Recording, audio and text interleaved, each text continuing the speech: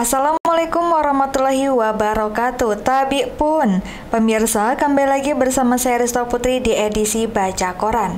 Baik pemirsa, informasi terkini dilansir dari radalampung.bacakoran.co dengan headline Waspada, beberapa pantai di Lampung berbahaya.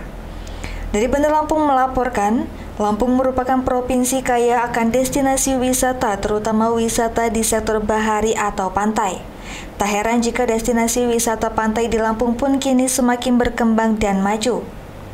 Namun, meski destinasi wisata pantai di Lampung ini indah-indah, wisatawan tetap harus berhati-hati, karena beberapa pantai di antaranya memiliki ombak cukup besar dan dalam hingga membahayakan pengunjung. Seperti di pesisir Lampung Selatan hingga pesisir Barat, apabila wisatawan tidak berhati-hati dapat terseret ombak ke tengah laut. Pantai dengan ombak tinggi di Pesbar seperti Pantai Tanjung Setia, Mandiri, dan Pugung yang lebih besar. Rata-rata ketinggian ombak di Pesbar berkisar 2-4 meter bahkan lebih. Menurut penghitungan cuaca, waktu yang paling cocok untuk berselancar pada April hingga Oktober setiap tahunnya. Pada bulan itu, ombak sedang tinggi dan cuaca baik karena sudah memasuki musim kemarau. Tidak jarang ada kejadian wisatawan atau warga sekitar yang terbawa arus di pantai yang ada di Lampung. Setidaknya dari catatan Radar Lampung, kejadian-kejadian di destinasi wisata Pantai Lampung berbahaya tersebut, pertama ada 3 remaja tenggelam di Pantai Kahai yang berada di Batu Balak, Kecamatan Raja Basa, Lampung Selatan, Senin 11 Maret 2024 lalu. Satu korban bernama Alisa Noviana, 15 tahun, warga Jakarta Selatan dilaporkan tewas dalam peristiwa tersebut.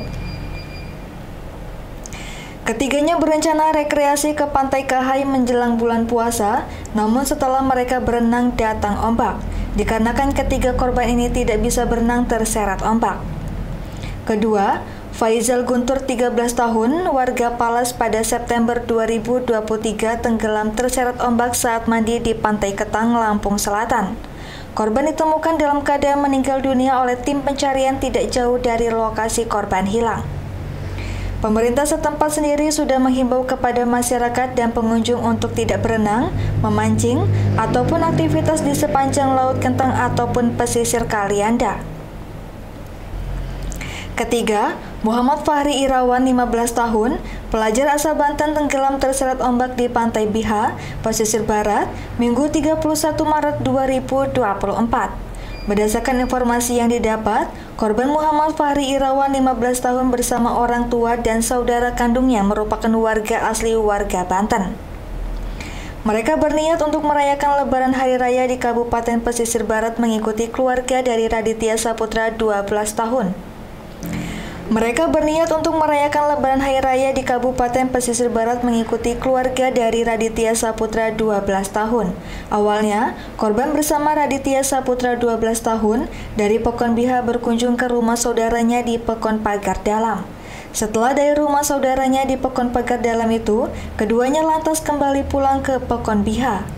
Sebelum sampai di rumah, keduanya singgah di Pantai Wainipa yang ada di Pekon Biha terlebih dahulu. Sesampainya di pantai yang dimaksud, keduanya memutuskan untuk mandi di pantai tersebut. Tidak berselang lama, setelah korban mandi ke tengah laut, Raditya melihat korban sudah terbawa arus ombak dan menghilang.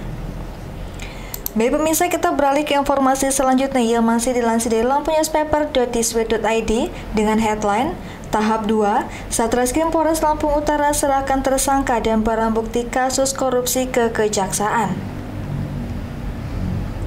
Dari Lampung Utara melaporkan, Unit Tindak Pidana Korupsi Satreskrim Polres Lampung Utara telah melaksanakan tahap 2 penyerahan tersangka dan barang bukti kasus tindak pidana korupsi dana Kelurahan Kota Alam, Kecamatan Kota Bumi Selatan, Kabupaten Lampung Utara, tahun anggaran 2022 Rabu 17 April 2024. Kegiatan tahap 2 ini dilakukan setelah berkas perkara kasus tindak pidana korupsi dana honor Kelurahan Kota Alam yang dilakukan oleh tersangka FS atau Lurah dan Y tenaga kerja sukarela dinyatakan lengkap oleh Kejaksaan Negeri Kota Bumi.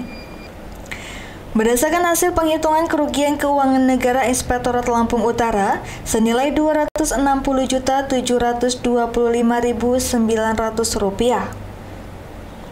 Kasat Reskrim Ibtu Step Boyo mewakili Kapolres Lampung Utara AKBP Teddy Rasesna SHSIK MSI mengatakan bahwa tahap 2 ini dilakukan dengan penyerahan tersangka dan barang bukti setelah berkas perkara pada tahap 1 sudah dinyatakan lengkap oleh jaksa penuntut umum.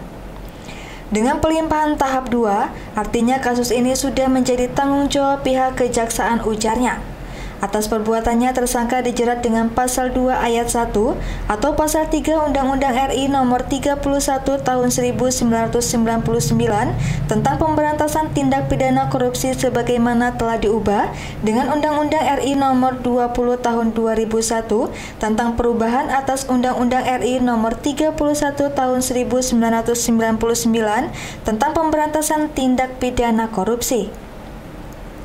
Tersangka dan barang bukti kami serahkan dalam keadaan aman, sehat, dan lengkap, tutur Kasat Reskrim.